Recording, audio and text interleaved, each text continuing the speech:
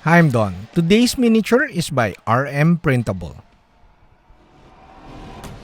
Initially, I wanted to follow a certain painting process that it was not as good as I wanted to, but eventually I came up with a pretty okay final result. Watch as I rant about the painting of this beautiful miniature. Hi, I'm Don. Welcome to my studio. This channel is supported by all these awesome brands. Also, this channel won't be possible without the support of my patrons. We start the painting by painting the base colors. It's actually my first time to paint with this particular color, Frozen Flesh.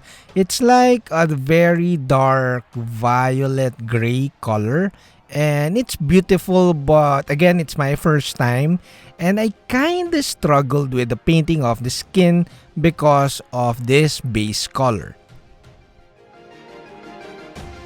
The initial plan for this video is to show you that you can stick to a certain painting process that it's simple but yet will give you really good results. So we started with painting with dark base colors and then we layer up, paint like lighter colors on top of the dark base colors until we finish towards the highlights and a bit of glazes and washes to tone down those very stark highlights. So it's a very supposedly very linear painting process wherein you just do basic layering or glaze layering. This YouTube video though shows a very linear, very proper, very organized painting process.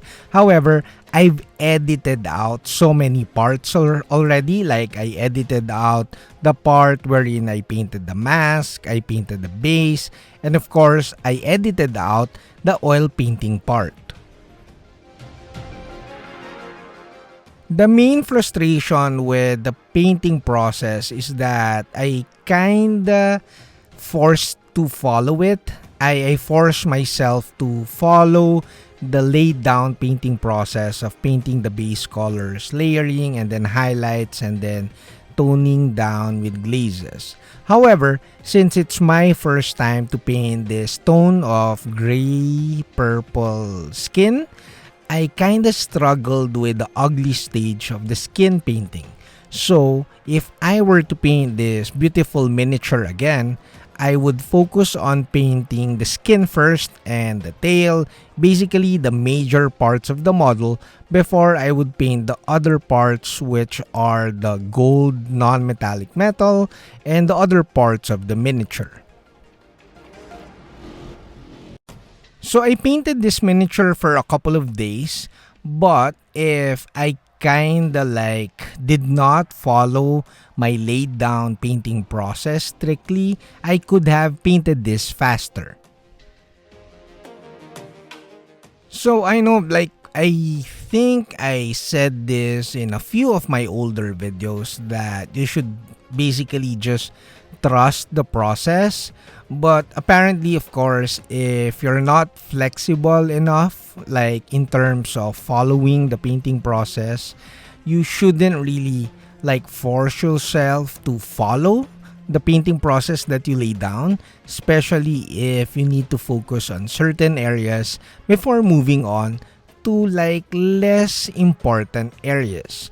What I'm saying is that if the miniature is dominantly has a dominant color or surface like armor, or like this one, the dominant color is the skin and of course the tail, I should have focused on those parts first before moving on to the other parts.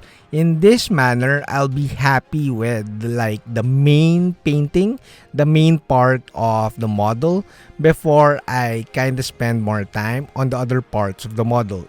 This will result to a better finish, or at the very least, a more efficient painting process. What happened here is that I kept on going back to the skin, refining the blending adding highlights, adding more shades, refining the blends again and the transitions of the gradations of the skin, adding more like freckles to hide the bad blending of the skin, and then go to paint like the other parts of the model, and then go back to painting the skin.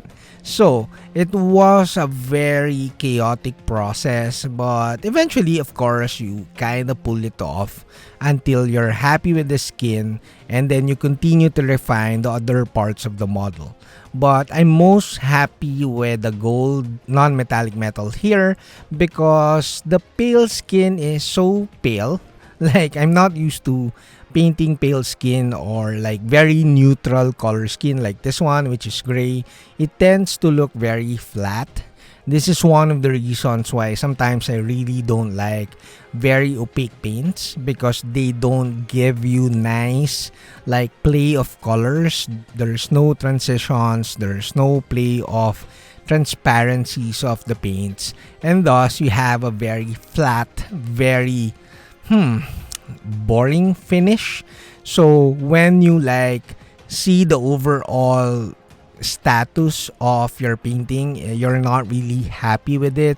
Although during the painting process, I was really happy again with the gold NMM. I'm happy with the purple parts. Basically, I'm very happy with the painting of the other parts, the less important parts, which is weird.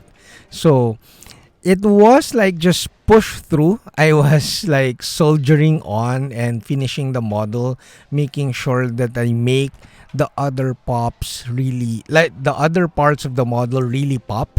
I had to paint more highlights than I normally would on the gums, on some areas around the head, especially the ear parts. I had to highlight them a bit more, and here you could see I have to really paint the tongue and the ears really well, because again, I'm not happy with the painting of the skin. If I were happy with the painting of the main part of the model, it's just balancing out what needs to be more like refined. It's refining what is more important in the model, which is in this case the face and the non-metallic metal around the head area. Also, I hope you notice whenever I use Vallejos, basically I need opaque paints in some parts of the model or certain part of the painting process, and then I use the cuttlefish colors, which are pre-glazed paints, when I want transparencies with my painting so that I produce more color depth and I create more colors playing with each other. The transparencies kind of play with each other, which is always my go-to move. Like, I really like painting with transparencies. Even the painting of the final white highlights here in the non-metallic metal parts and the skin and the other parts of the model like the gums and all those parts, basically I like painting them a bit more transparent. Now it's time to thank all my patrons again. Again, this channel won't be possible without their support. Also, thank you to RM Printable for this miniature. So although I'm not really happy, actually I was very frustrated during the painting of this mini because of my painting process. I was too stubborn to like let it go and just focus on the most important part, which is the skin. So I kind of forced myself to follow the painting process, which kind of worked eventually. Of course, I ended up with a pretty okay miniature. Thus, I call this TableTop Plus. I can even consider it a golden lemon finish. Anyways, if you like to see the whole painting process, including the oil painting and the painting of the masks, the painting of the base, a bit of the base, and basically the whole process, the whole frustrating process, you'll see that video at Patreon. Also, I have PDF of the gold non-metallic metal. It's a quick guide so that you could kind of follow with the painting of the gold NMM. So if you like this miniature, this one, the Rat King, is from RM Printable. Do check them out. I'll check what link should I put on the description. And do check them out. They have awesome stuff. That's it, Pansit.